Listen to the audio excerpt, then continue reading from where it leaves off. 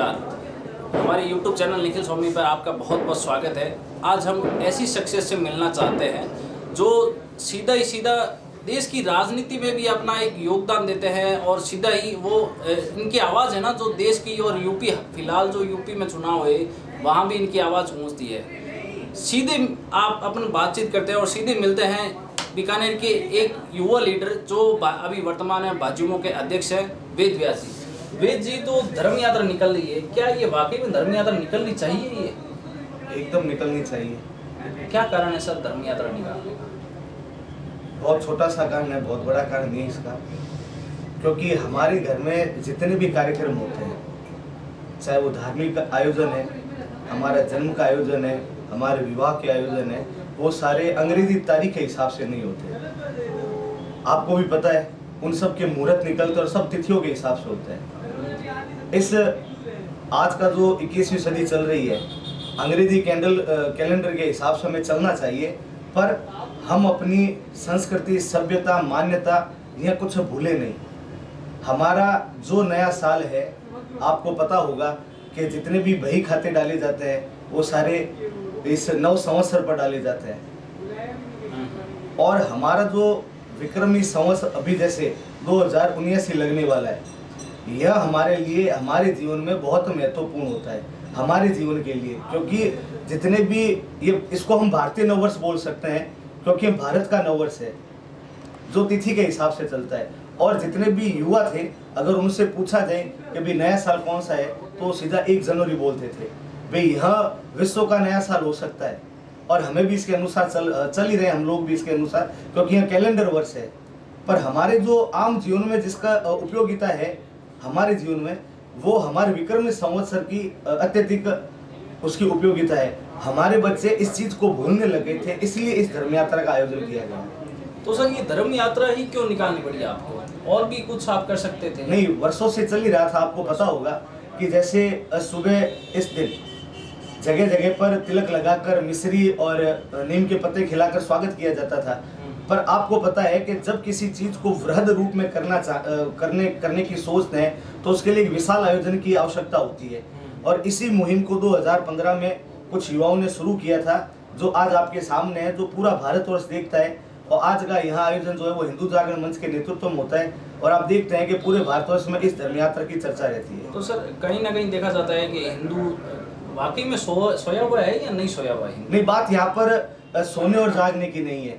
हमें अपने अधिकारों के बारे में, हमें अपनी मान्यताओं के बारे में, हम अपनी संस्कृति और सभ्यता, इससे हमारा जुड़ाव निरंतर बना रहे, विषय यह है। और दूसरा कोई विषय नहीं है कि इसकी आड़ में और कोई चीज हो रही है, यह ऐसी कोई बात नहीं है। हम अपनी इन सब चीजों से लगातार जुड़े रहे और आने वाली पीढ़ी को याद रहे।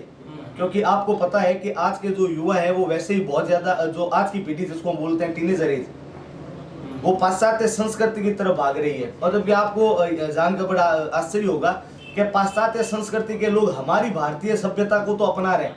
आज योग देख सकते हैं आप, मेडिटेशन देख सकते हैं आप, हमारा खान पान, जो हम यहाँ पर जैविक खेती करते थे उसको अंग्रेजी में ऑर्गेनिक बोलते हैं, आज पूरा विश्व उसको मान रहा है। पर हम लोग अपनी ही चीजों से दूर होते जा रहे हैं।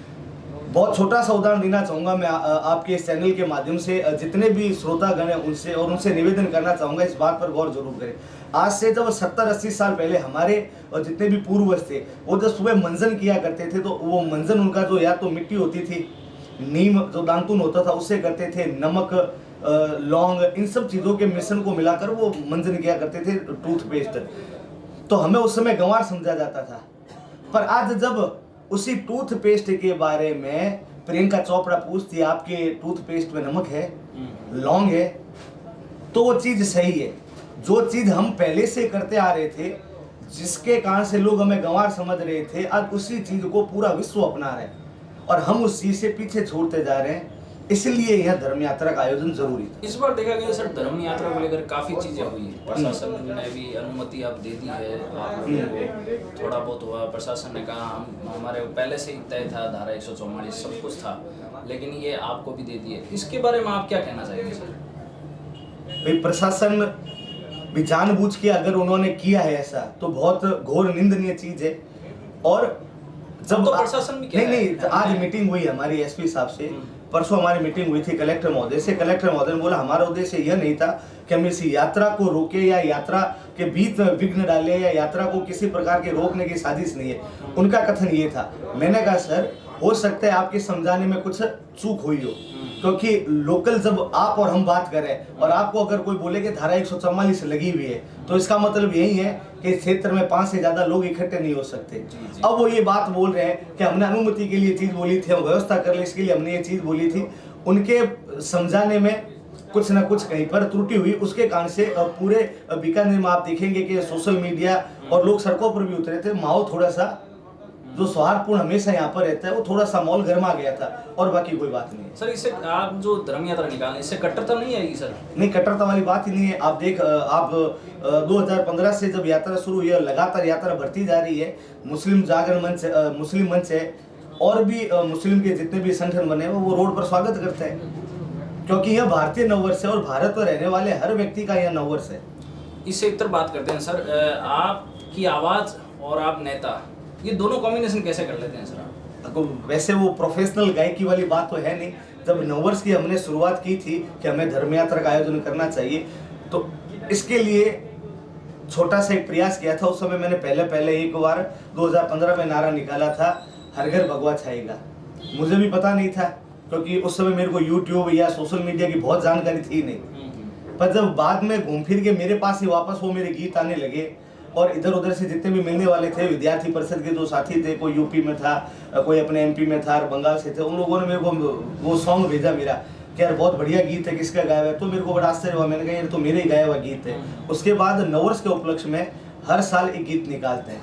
2015 में मैंने पहला ही गीत निकाला था, हर घर भगवा छाएगा। तो साल दर सर आप गीत निकालते थे? एक वर्ष में एक बार बस। अच्छा, और इसमें जैसे सर आपके जो गीत है वो कहीं ना कहीं चुनाव में भी आवाज़ हाँ, तो उसके बारे में आप क्या कहने, कहीं ना कहीं प्रभावित होते हैं या आप बस लोग इतना लोगों को जोश और जुनून के लिए उनको लगता है और प्रचार प्रसार का माध्यम कुछ भी हो सकता है। वैसे आप सर राष्ट्रीय स्तर पर छाए में हैं एक तरीके से देखा जाए तो, वो सब आपकी मीडिया वालों की और सोशल मीडिया की ताकत है, भाई बंधु के कारण से ये सब हो रखा है। चलो ये थे वेद व्यास जी जो धर्म यात्राओं को लेकर भी और राष्ट्रीय स्तर पर अपनी गायकी से बहुत प्रभावित हो रखे हैं और इन्होंने कई मुकाम हासिल किया। अभी वर्तमान में भाजपा के नेता भी हैं और तमाम तरह की सोशल एक्टिविटी भी करते रहते हैं। धन्यवाद निखिल स्वामी।